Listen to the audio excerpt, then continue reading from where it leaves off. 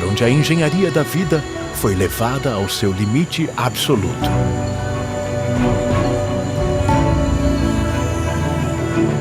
Não é apenas uma floresta. É o maior laboratório biológico sob o sol. Um reino de fôlego curto e pulsação acelerada, onde cada centímetro de solo, cada gota de umidade e cada fresta de luz são campos de batalha para a sobrevivência.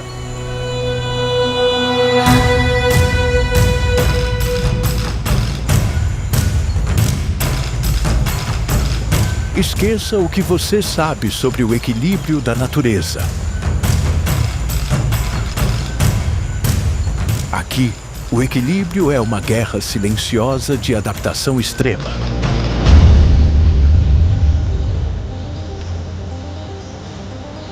Da onça pintada que governa as sombras ao minúsculo beija-flor que desafia as leis da física em pleno ar, a Amazônia não perdoa o comum.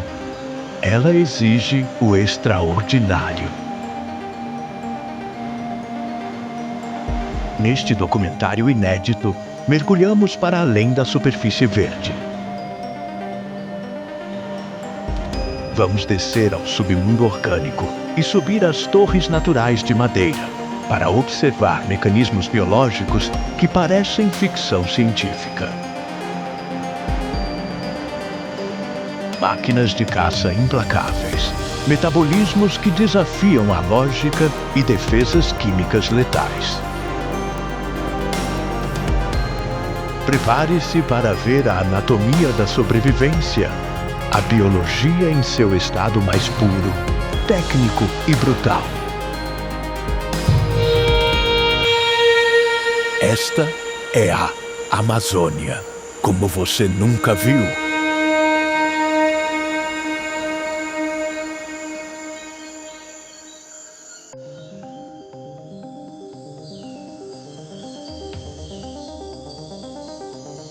Para entender a grandiosidade da Amazônia, precisamos primeiro olhar para baixo. Porque é onde quase ninguém olha que tudo começa.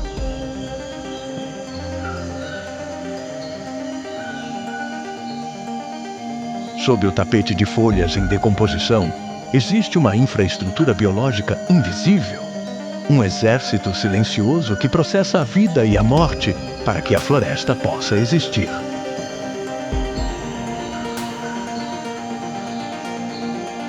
E nesse ambiente, um dos organismos mais simples à primeira vista revela uma das biologias mais eficientes de toda a natureza: as minhocas.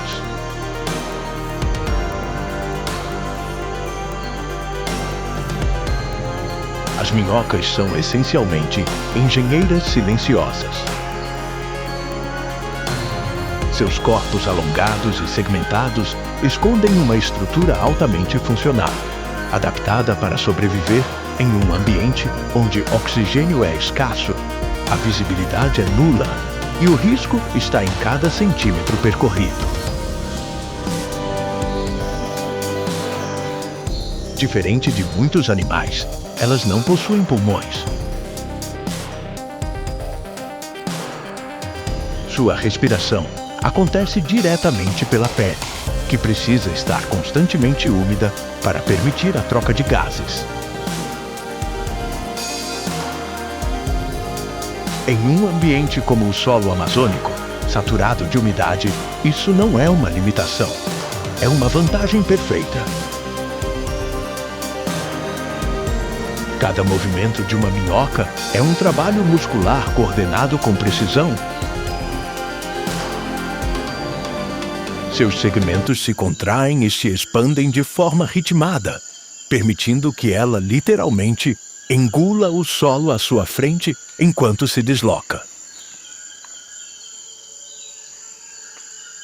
Mas esse movimento não é apenas locomoção, é transformação. Ao ingerir terra rica em matéria orgânica, restos de folhas, micro-organismos e detritos em decomposição, a minhoca processa tudo isso em seu sistema digestivo altamente especializado. O resultado? Um material ainda mais fértil, quimicamente alterado, pronto para alimentar raízes e sustentar a floresta inteira. É aqui que a biologia extrema começa a se revelar de forma mais sutil e talvez mais impressionante. Porque enquanto predadores caçam e presas fogem na superfície, as minhocas estão literalmente construindo o ecossistema por baixo. Seus túneis não são aleatórios. Eles aumentam a aeração do solo, facilitam a infiltração de água e criam caminhos que serão utilizados por raízes e outros organismos.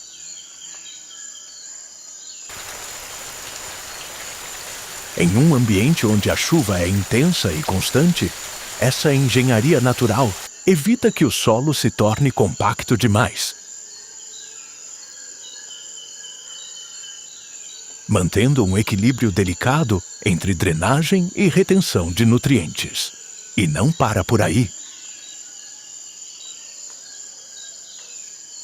Algumas espécies de minhocas amazônicas podem atingir tamanhos surpreendentes muito além daquilo que normalmente imaginamos.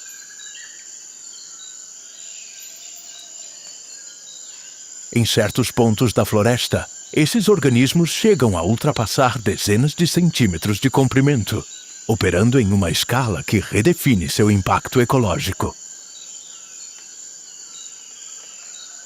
Quanto maior o corpo, maior a quantidade de solo processado, e maior a influência direta sobre o ambiente ao redor.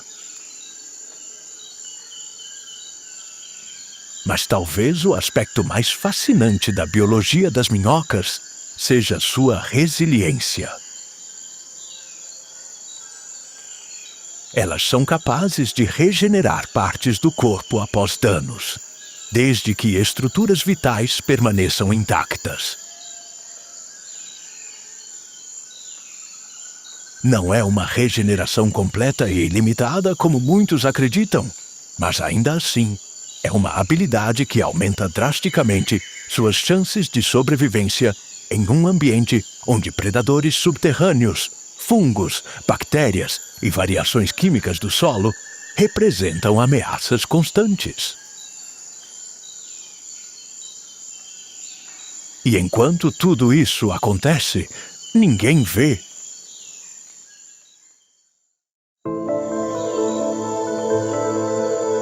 Mas a Amazônia não vive apenas do que acontece sob os nossos pés.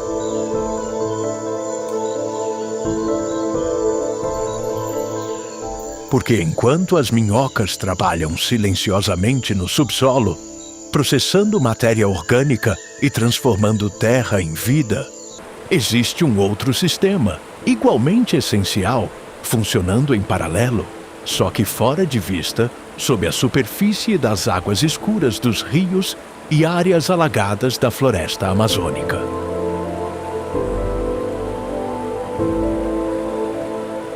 Se no solo a vida é reciclada pela compressão e digestão da terra, na água esse papel ganha outra forma, maior, mais lento e surpreendentemente eficiente.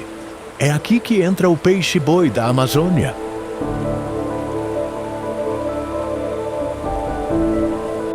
À primeira vista, seu corpo robusto e seus movimentos suaves podem sugerir vulnerabilidade. Mas assim como acontece com as minhocas, a verdadeira força do peixe-boi não está na velocidade nem na defesa. Está na função que ele exerce no ecossistema. Ele é, essencialmente, o jardineiro dos rios.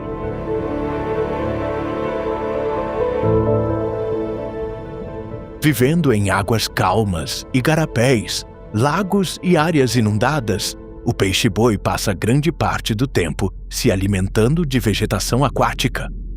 E não estamos falando de pequenas quantidades.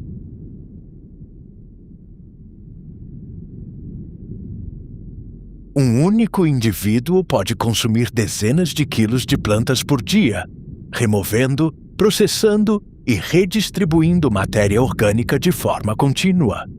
É um ciclo vivo.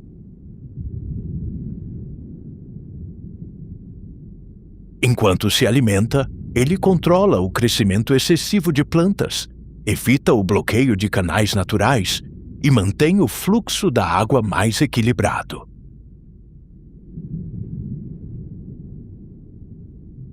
Mas o impacto vai além disso.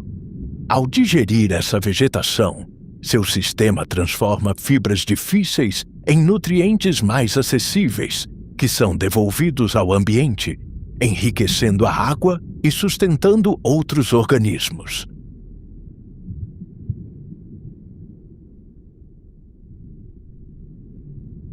Assim como as minhocas fazem com o solo, o peixe-boi faz com o ecossistema aquático, mas sua biologia guarda adaptações ainda mais específicas.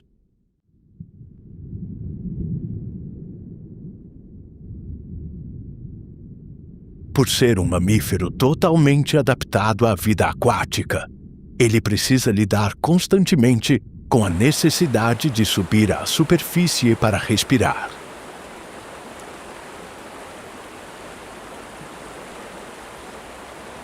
Seus pulmões são alongados ao longo do corpo, ajudando no controle de flutuabilidade, permitindo que ele suba e desça na coluna d'água com um gasto mínimo de energia.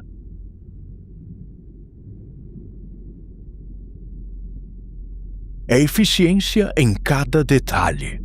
E assim como vimos no solo, a lentidão aqui também é uma vantagem.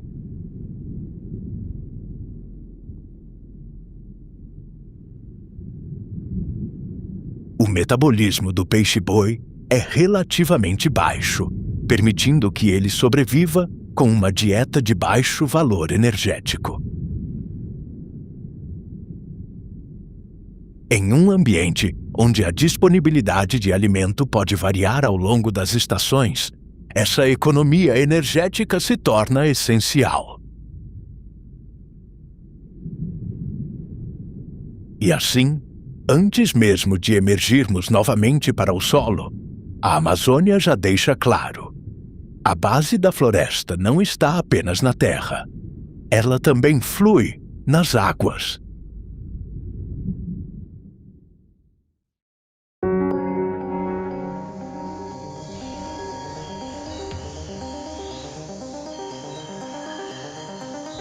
Enquanto o gigante das águas molda o curso dos rios com seu apetite voraz, abaixo da superfície seca, a engenharia continua. Mas na Amazônia, nenhum espaço permanece neutro por muito tempo.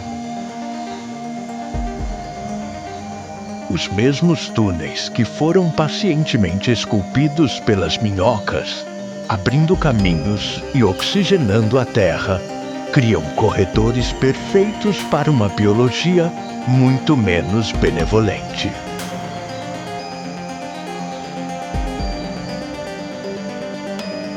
O solo deixa de ser um sistema de suporte hidrostático e se torna um campo de caça confinado.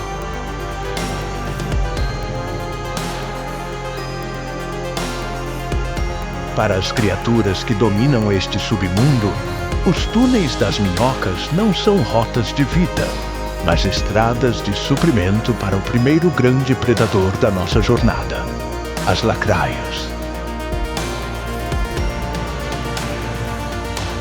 Longas, segmentadas, rápidas e implacáveis. Diferente da movimentação lenta e constante das minhocas, as lacraias são pura explosão de ação.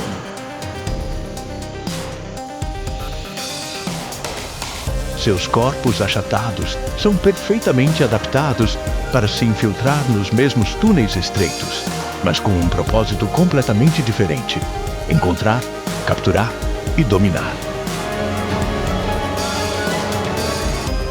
Cada segmento carrega um par de patas, permitindo uma locomoção ágil, quase serpenteante, que se adapta ao relevo irregular do solo com uma precisão impressionante. Mas o verdadeiro diferencial não está apenas na velocidade, está na arma que carregam na parte frontal do corpo.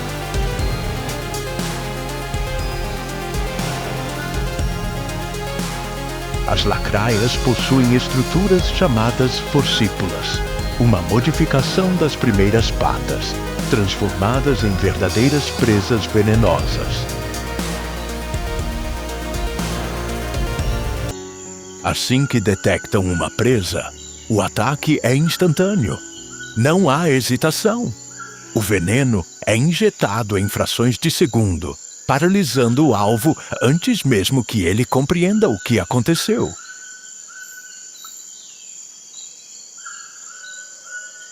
E no subsolo da floresta amazônica, onde o espaço é limitado e as rotas de fuga são previsíveis, isso faz toda a diferença. Aqui, a estratégia não depende de força bruta, mas de eficiência.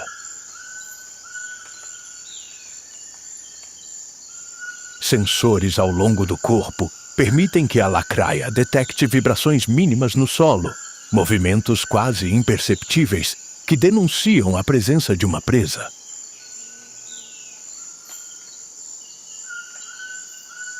Pode ser um pequeno inseto, uma larva ou até mesmo uma minhoca atravessando um de seus próprios túneis. É uma inversão brutal de papéis. O engenheiro do solo se torna parte do ciclo alimentar que ajudou a sustentar.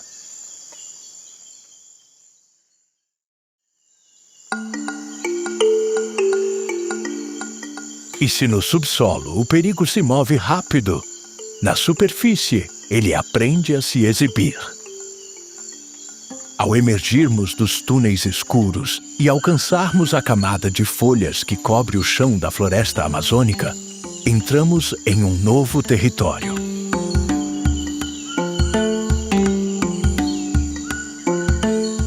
A serrapilheira, esse tapete vivo de folhas em decomposição, é um ambiente onde tudo parece caótico, mas funciona com uma lógica precisa.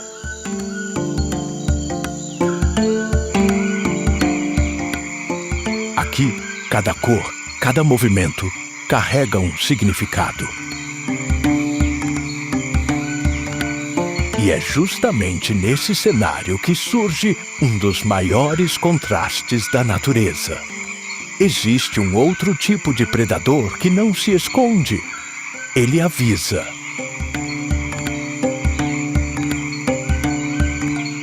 As rãs dardo venenoso são pequenas, delicadas à primeira vista, mas carregam um dos sistemas de defesa mais sofisticados de toda a floresta.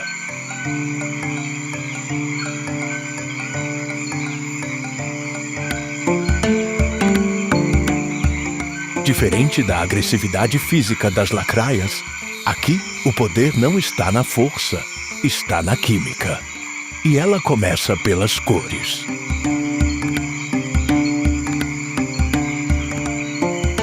Azul elétrico, amarelo vibrante, vermelho intenso, padrões que, em qualquer outro contexto, pareceriam um erro evolutivo. Em um ambiente repleto de predadores, destacar-se é quase um convite ao ataque. Mas na Amazônia, essas cores não são um convite, são um aviso. Esse fenômeno é conhecido como aposematismo, uma estratégia biológica onde o perigo não se esconde, ele se anuncia.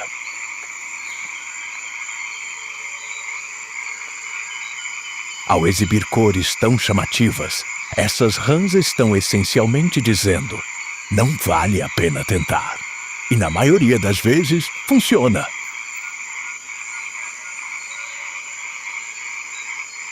A pele dessas rãs secreta toxinas extremamente potentes, muitas delas com ação neurotóxica. Isso significa que, ao entrar em contato com um predador, Essas substâncias podem interferir diretamente no sistema nervoso, bloqueando impulsos elétricos, causando paralisia e, em casos extremos, levando à morte. E o mais impressionante, essas toxinas não são produzidas do nada. Elas são resultado direto da dieta dessas rãs.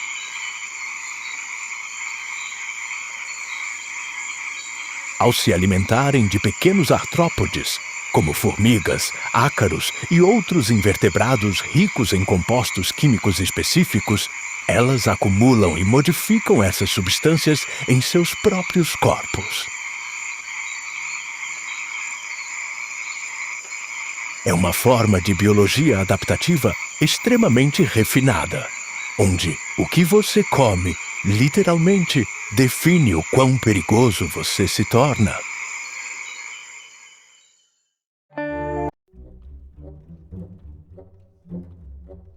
Mas na Amazônia, nem todo perigo é definido pela velocidade. Ao deixarmos a serrapilheira, onde cores vibrantes e toxinas letais dominam o jogo, e começarmos a subir pelos troncos úmidos da floresta amazônica, a lógica da sobrevivência muda mais uma vez.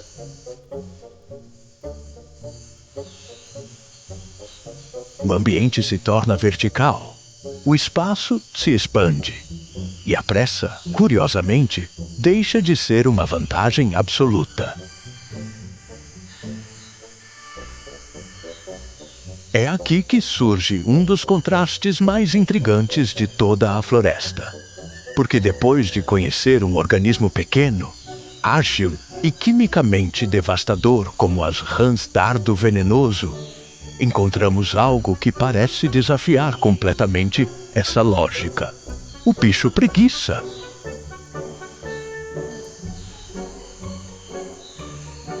Maior, visivelmente mais vulnerável e absurdamente lento. Mas essa lentidão não é uma falha. É uma estratégia levada ao extremo.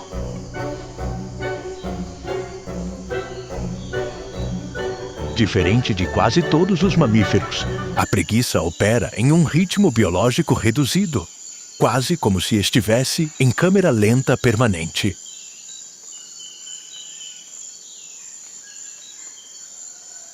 Seu metabolismo é um dos mais lentos já registrados entre animais de seu porte. Cada movimento é calculado, cada deslocamento é mínimo, cada gasto de energia é evitado sempre que possível. E isso começa pela alimentação. Vivendo entre os galhos, a preguiça se alimenta principalmente de folhas, um recurso abundante, mas pobre em nutrientes e difícil de digerir.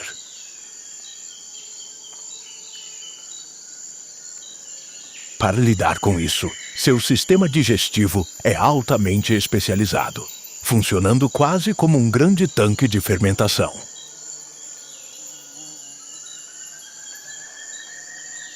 Micro-organismos quebram lentamente a matéria vegetal, liberando energia de forma gradual, o suficiente para sustentar um estilo de vida onde pressa simplesmente não existe. Mas o verdadeiro segredo não está apenas no metabolismo. Está na invisibilidade.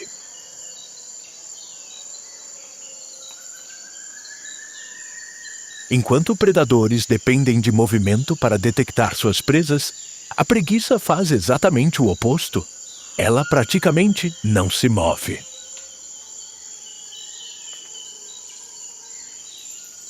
Sua pelagem, muitas vezes esverdeada devido à presença de algas que crescem entre os fios, se mistura perfeitamente ao ambiente.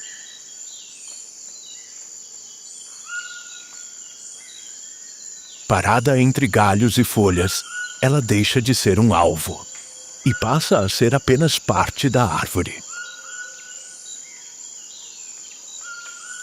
É uma camuflagem viva e incrivelmente eficiente, porque na copa da floresta, onde aves de rapina, Felinos arborícolas e outros predadores estão sempre atentos. Ser visto pode ser fatal. Mas a preguiça transforma isso em uma equação simples. Se você não se move, você não é notado.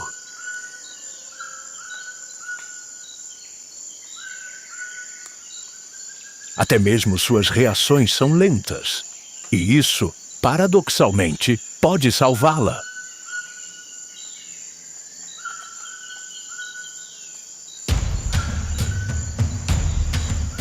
Se a estratégia anterior era desaparecer no tempo, agora tudo gira em torno de aproveitá-lo ao máximo.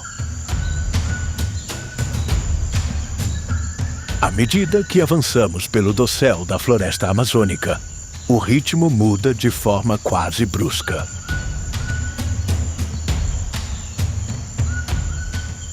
O que antes era economia extrema de energia, movimentos calculados e longos períodos de inatividade, dá lugar a um ambiente dinâmico, onde cada segundo pode ser explorado, cada oportunidade pode ser aproveitada.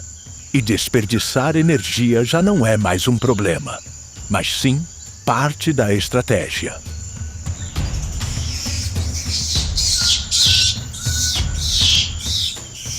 É nesse cenário que surge o oposto direto do bicho preguiça: o macaco prego. Ágil, inquieto, constantemente em movimento e, acima de tudo, extremamente inteligente. Se a preguiça sobrevive reduzindo ao mínimo suas interações com o ambiente, o macaco prego faz exatamente o contrário. Ele interage com tudo. Testa, manipula, experimenta.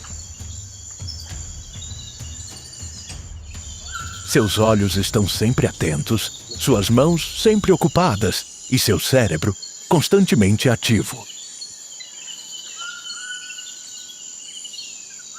Porque aqui, a biologia dá mais um salto. Entramos no território da cognição. Os macacos prego possuem uma das maiores relações entre tamanho do cérebro e corpo entre os primatas das Américas. Isso se traduz em algo raro no mundo animal: comportamento flexível. Eles não dependem apenas de instinto. Eles aprendem, adaptam e até inovam.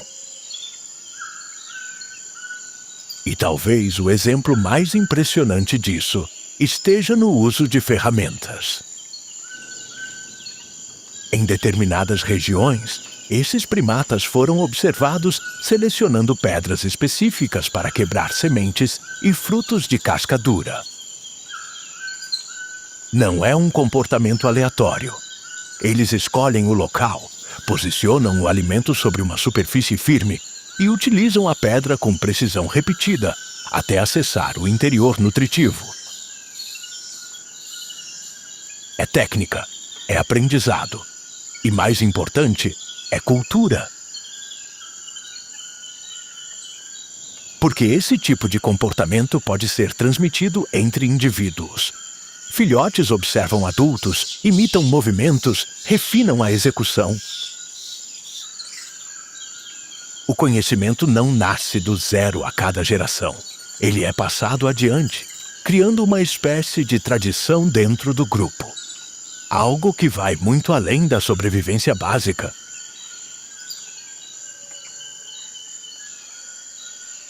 Mas toda essa complexidade tem um custo. Diferente da preguiça, que vive com o mínimo, o macaco prego precisa de energia constante para sustentar seu metabolismo elevado e sua atividade cerebral intensa. Isso significa mais tempo forrageando, mais deslocamento, mais exposição a riscos. Predadores, quedas, disputas dentro do grupo, tudo faz parte do pacote. E ainda assim, essa estratégia compensa.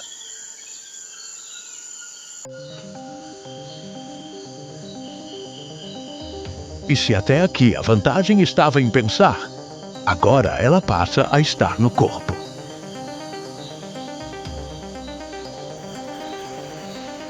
No mesmo dossel onde o macaco prego testa, aprende e resolve problemas, existe um outro tipo de domínio acontecendo, menos estratégico e muito mais físico.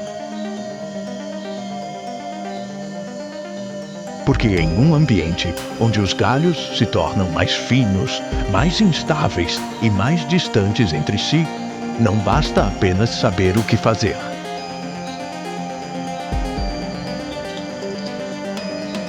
É preciso ter o corpo certo para isso. E é exatamente nesse ponto que entra o macaco-aranha.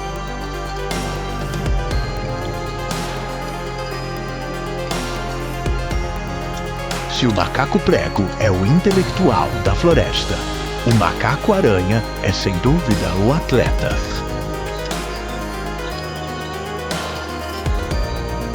Seu corpo é uma obra de biomecânica refinada, moldada para explorar regiões do dossel que simplesmente não são acessíveis para a maioria dos outros animais.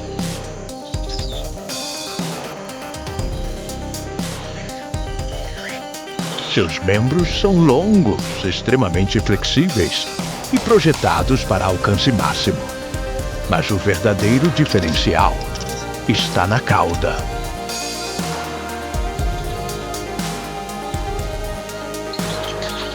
Diferente de muitos outros primatas, a cauda do macaco-aranha não é apenas um elemento de equilíbrio. Ela é funcionalmente equivalente a um quinto membro.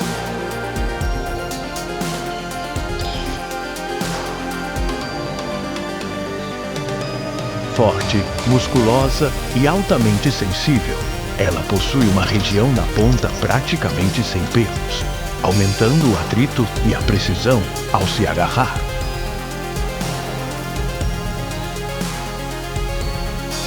É uma mão, só que atrás. E isso muda tudo. Com essa adaptação, o macaco-aranha consegue se pendurar, se mover e até se alimentar utilizando a cauda como suporte principal, liberando completamente os outros membros para alcançar, manipular ou se deslocar. Em muitos momentos, ele está literalmente suspenso no vazio, conectado à árvore por um único ponto de contato. É um nível de confiança estrutural impressionante e necessário. Porque esses primatas habitam as regiões mais altas e periféricas das árvores, locais onde os galhos são mais finos, mais frágeis e mais espaçados. Um erro de cálculo aqui não significa apenas perder o equilíbrio. Significa cair de alturas consideráveis.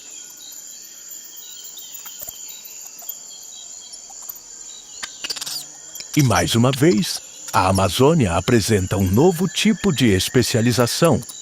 Porque se o macaco-prego sobrevive resolvendo problemas, o macaco-aranha sobrevive tornando o próprio corpo a solução. Não há ferramenta. Não há planejamento complexo, há execução perfeita.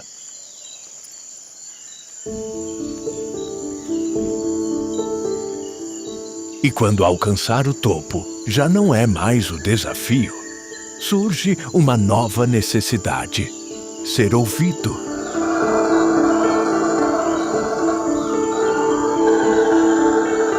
Nas partes mais altas do dossel da floresta amazônica, onde o macaco-aranha domina o espaço com seu corpo, existe outro tipo de disputa acontecendo.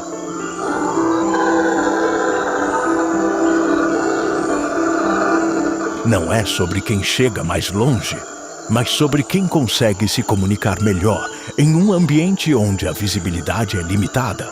Os grupos estão espalhados e o território precisa ser constantemente afirmado. É aqui que entra o macaco bugio.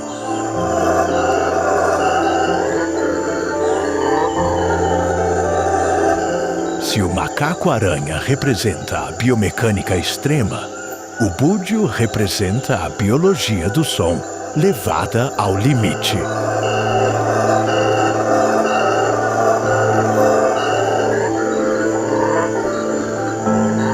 Seu corpo não é o mais ágil, nem o mais veloz entre os primatas da Amazônia.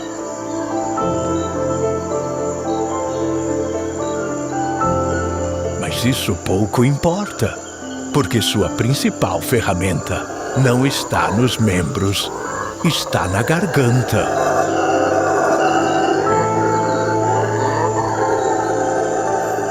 Os macacos bugios possuem um ossuioide altamente modificado, uma estrutura que, em outros animais, tem funções mais discretas relacionadas à língua e à vocalização.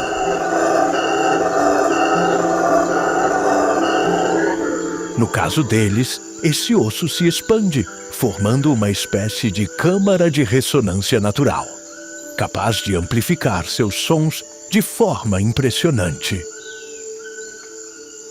O resultado? Um dos chamados mais altos de todo o reino animal.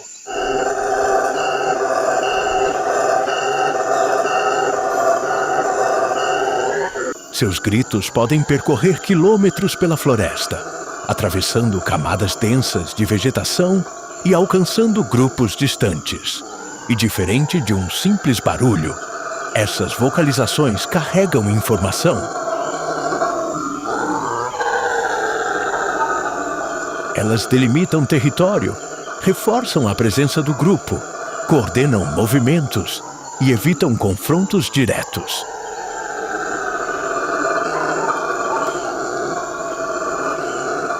Porque, na prática, o búgio não precisa lutar para defender seu espaço. Ele anuncia. E isso é extremamente eficiente.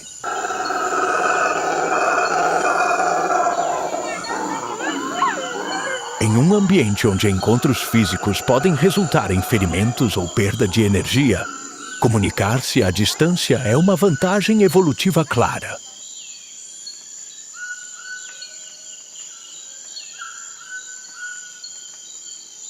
Um grupo rival, ao ouvir o chamado potente de outro, muitas vezes opta por evitar a área, economizando recursos e reduzindo riscos para ambos os lados.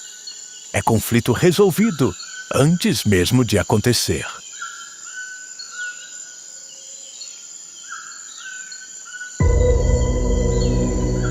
E então, o som diminui. Os chamados intensos do macaco bugio começam a se dissipar entre as copas, e aquilo que antes dominava o ambiente, a comunicação, a presença, o aviso constante, dá lugar a algo mais sutil. Porque no ponto mais alto dessa estrutura, onde o movimento já foi explorado, a inteligência já foi demonstrada e o som já cumpriu seu papel, surge uma nova forma de domínio: o silêncio.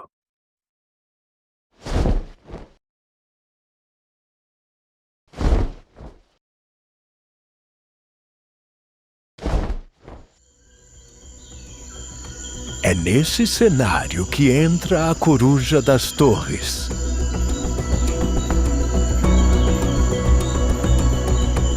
Diferente de tudo que vimos até agora, ela não precisa se exibir, não precisa disputar espaço abertamente e nem anunciar sua presença.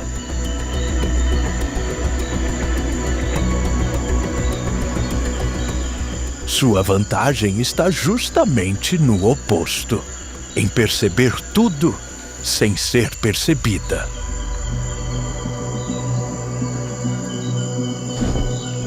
Mesmo durante o dia, sua biologia já revela esse nível de especialização. Seus olhos são grandes, voltados para frente, criando um campo de visão binocular extremamente preciso.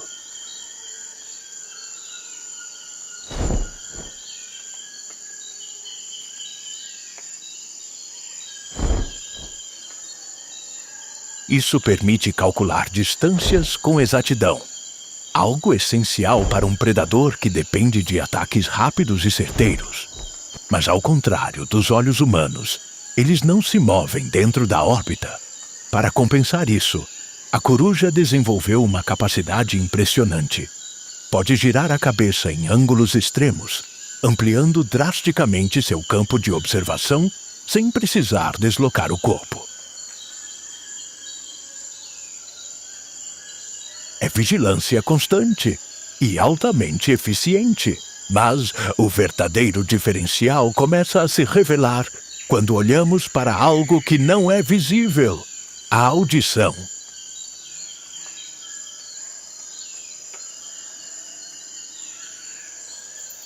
A face da coruja funciona como um disco coletor de som.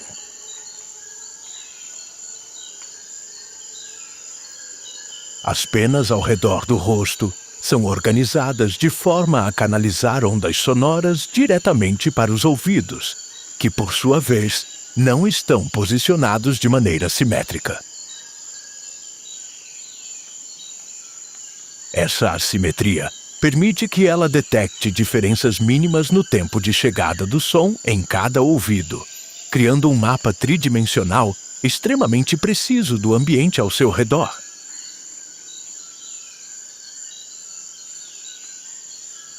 Ela não apenas ouve, ela localiza com precisão milimétrica.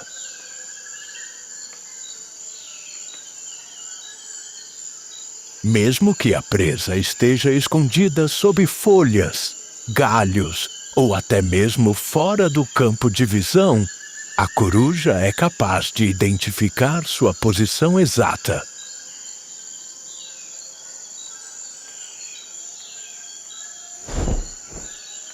É uma leitura do ambiente que ultrapassa a visão, uma percepção espacial baseada puramente em som.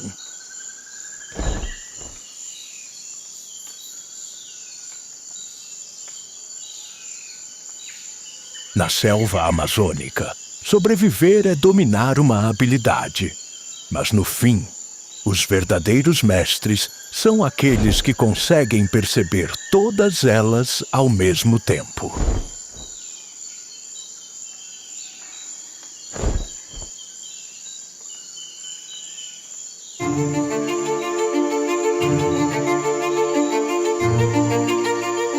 Nesta jornada, atravessamos as camadas de um mundo onde a biologia não apenas sobrevive, ela se supera.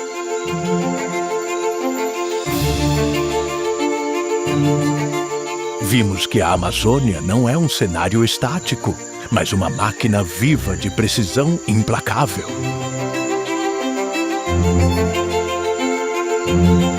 Do engenheiro invisível que oxigena o solo, em silêncio a acústica que faz a floresta tremer.